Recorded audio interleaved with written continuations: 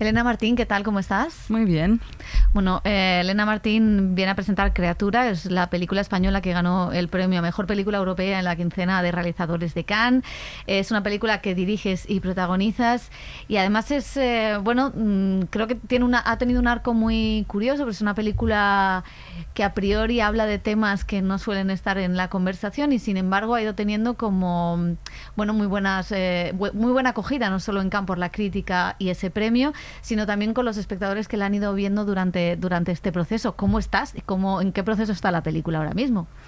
Pues estoy muy ilusionada, con muchas ganas de estrenar la película, porque realmente lo que comentas de la reacción de los espectadores ha sido lo más emocionante del proceso de la película. Al final es una peli que tardamos mucho tiempo en escribir el guión porque justamente abordábamos temas que son delicados, pero queríamos desde el principio con Clara Roquet que tuvieran un punto de vista emocional y accesible.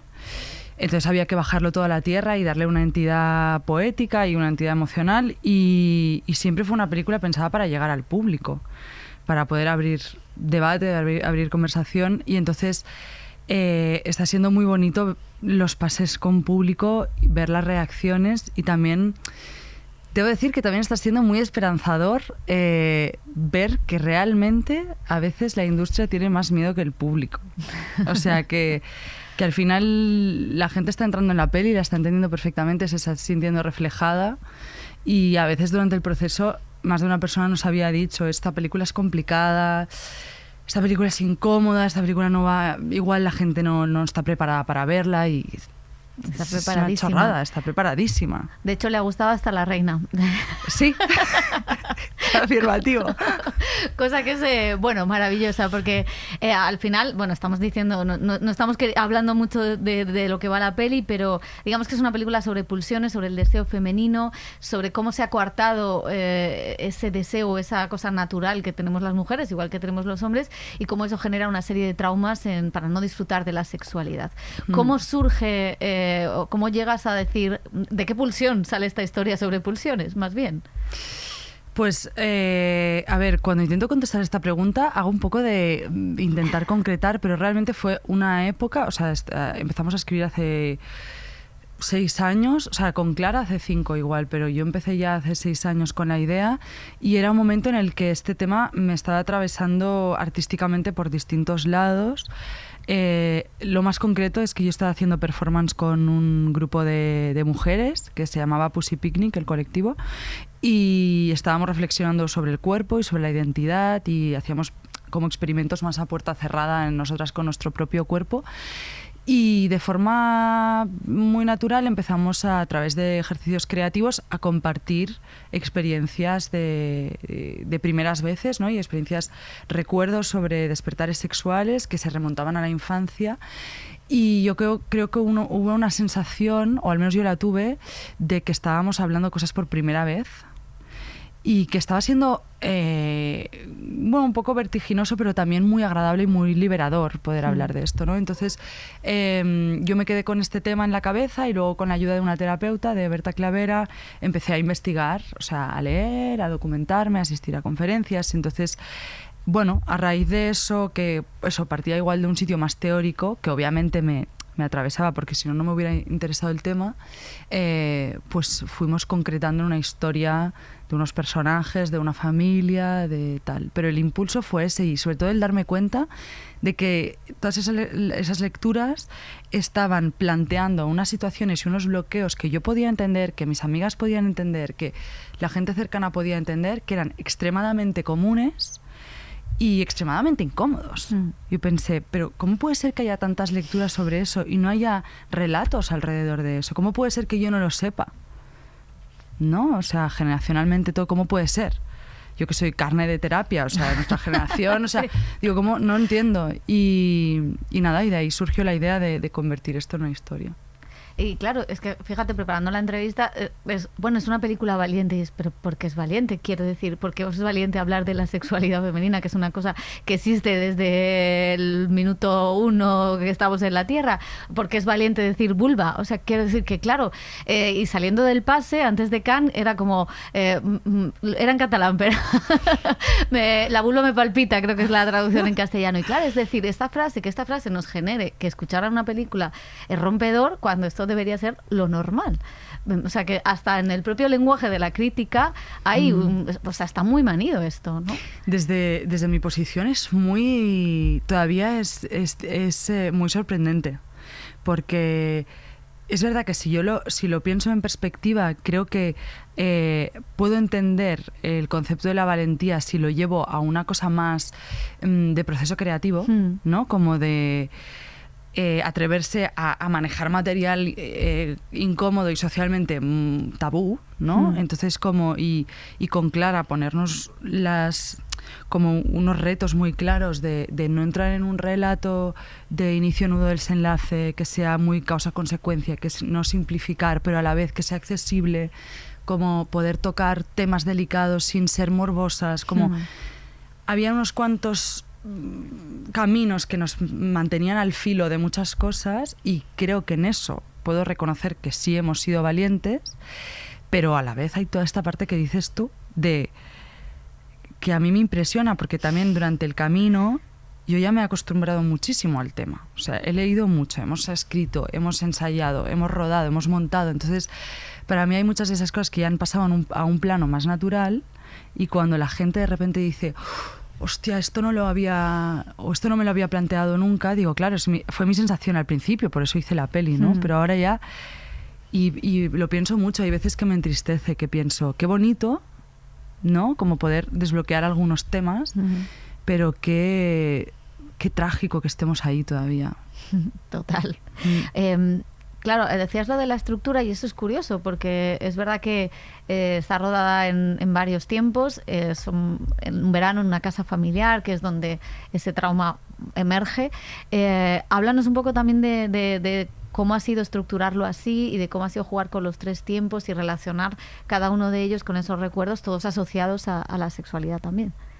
Pues ha sido lo más complicado. De hecho, comentábamos con Clara, y yo realmente he aprendido mucho del proceso de guión, que la estructura es contenido, porque hasta que no encontramos la estructura actual que tiene la película, no encontramos realmente cuál era el mensaje que queríamos transmitir. Y volvió a pasar lo mismo con Ari Rivas en montaje, que también tuvimos que volver a encontrar, aunque la estructura a nivel de tiempos no cambió, pero sí se movieron escenas arriba y abajo.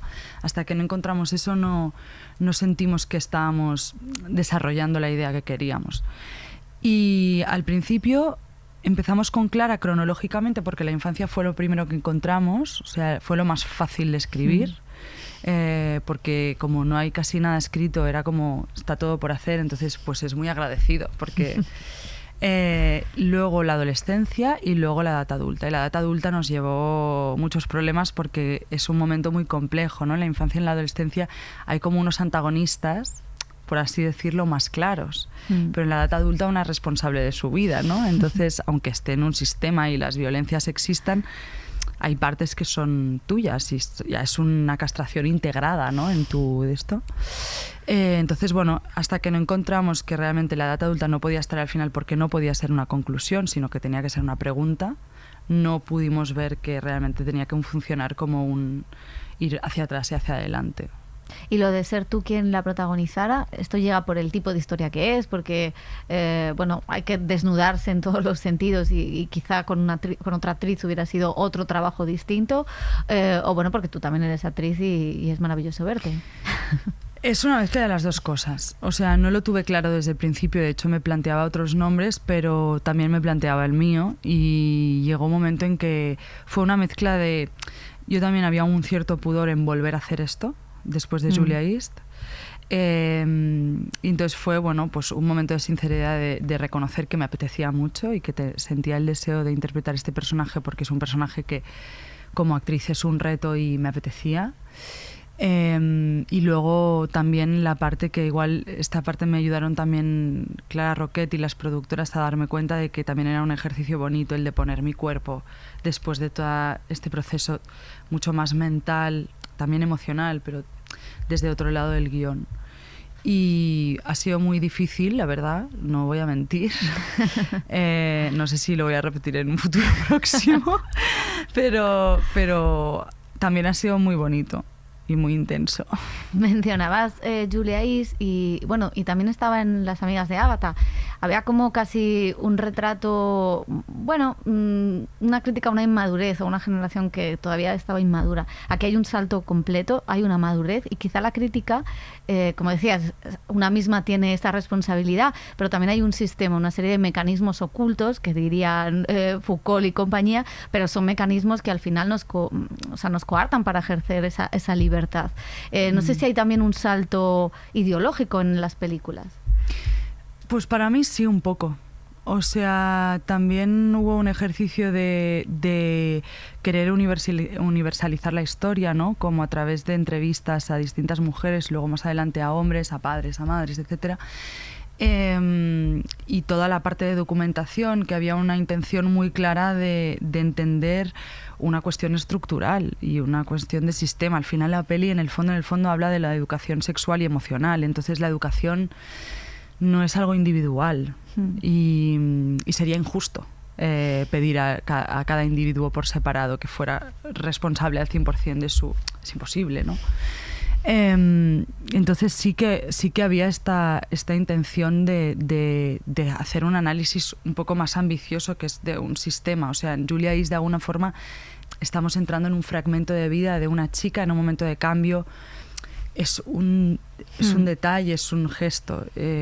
Criatura, en ese sentido, era una flipada. O sea, era como...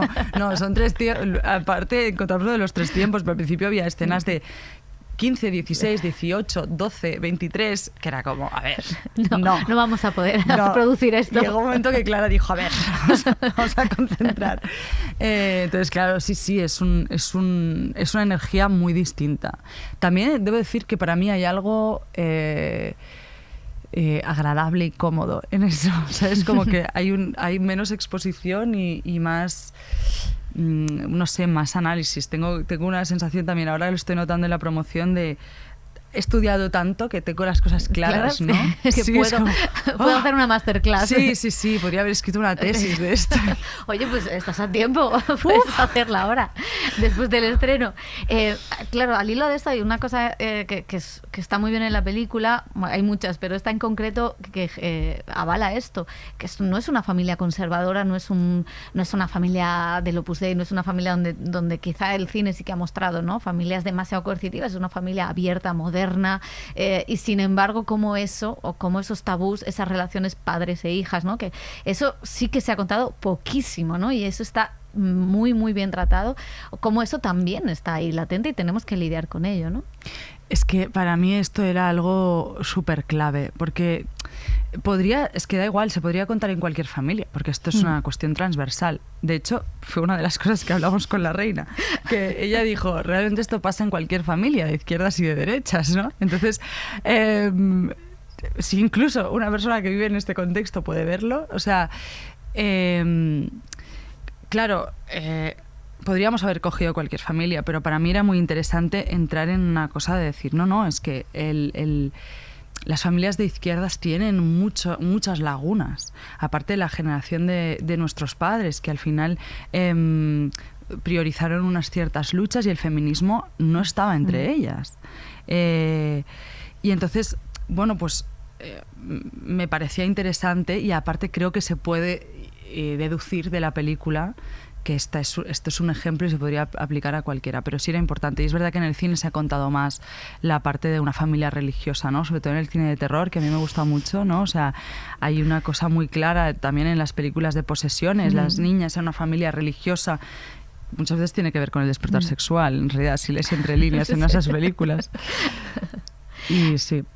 Y luego está la cuestión de que el personaje de Oriol Pla, claro, también, y el personaje de Alex Brendemul, que también son dos generaciones de hombres. Decías antes que habíais hecho entrevistas a hombres, y claro, es que no es una película que evidentemente se centra en el cuerpo de la mujer, en la violencia que se ejerce simbólica o físicamente sobre el cuerpo de la mujer, pero también está en, bueno, cómo debe comportarse, cómo es la masculinidad, cómo debe comportarse un hombre en este momento post-Me Too, ¿no? Sí, cuando escribíamos con Clara había una cosa que era, si queremos hacer que esto sea complejo y realmente queremos intentar hacer un análisis más sistémico, ¿no?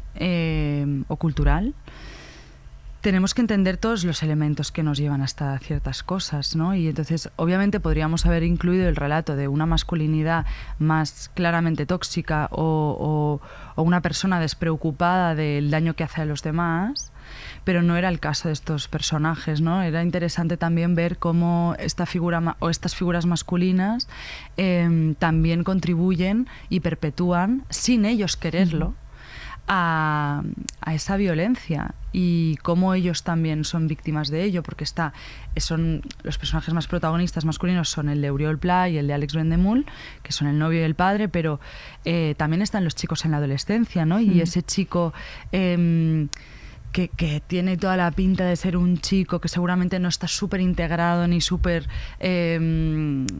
ni representa una masculinidad muy hegemónica, y en cambio le dice, te llaman guarra, ¿no? O sea, y al final, sin él quererlo, está castrando de nuevo a alguien. Entonces, para mí era muy interesante entender cuáles son los miedos y las heridas que llevan a estas personas también a reproducir estas violencias y a sufrirlas, porque al final, si vives en una castración, también te afecta tu vida, ¿no? Y se puede ver en el personaje de Marcel y cómo se relaciona con el sexo.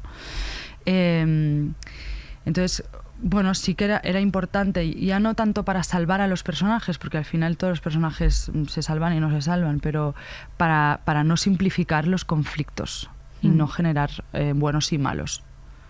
Y estábamos hablando de que esto no se ha contado, de que no hay muchos relatos sobre esto, o casi ninguno. No sé si también tiene que ver con la llegada de una nueva generación, con el momento actual. Tú decías en Cannes, bueno, es que estamos viendo un momento histórico, no solo en el cine español, sino en la sociedad. Pero no sé si también estamos viviendo un momento de, ojo, que podemos ir para atrás. No sé si te da miedo todo eso, porque sí que hay un montón de cineastas que estáis contando las historias, sí que la sociedad las está recibiendo, como tú decías bien, pero también por un lado hay un ala reaccionaria que puede tirarnos para atrás. Sí, a mí me da miedo, sí, la verdad. O sea, no es un miedo paralizante, por suerte, pero sí me da miedo. Por otro lado, al final lees y te das cuenta que estas cosas siempre han sido cíclicas. Yo recuerdo, estuvimos con Carla Simón haciendo como una charla en el primera persona del CCCB, y daba la charla también en ese ciclo Virginie Despentes. Y ella dijo algo muy bonito, que dicen que las olas de feminismo siempre, como que el feminismo ha aparecido y ha desaparecido, y ella decía que ella lo veía más como algo cíclico, pero sí que iba en aumento. Y entonces ella comentó que, por ejemplo, aunque ella hubiera vivido otros momentos de irrupción del feminismo, nunca había vivido en las calles miles y miles de personas al grito de hermana, yo sí te creo, ¿no? Entonces es como, hay una evolución, aunque haya momentos de retroceso. Y yo creo que justamente en estos momentos, si sale un lado más reaccionario y más conservador, seguramente sea por el miedo a dar pasos hacia adelante, ¿no? O sea, seguramente sea una respuesta a la fuerza con la que vienen estos cambios. Eso no quita que haya que estar alerta. Pero sí, y debo decir también que yo he tenido un miedo, o sea, que voy haciendo pequeños duelos en el proceso de Criatura, porque cuando viene de un lado, cuando viene de la ultraderecha, da miedo, pero está allí, ¿no? Sí. Como que sabes de dónde viene, ¿no?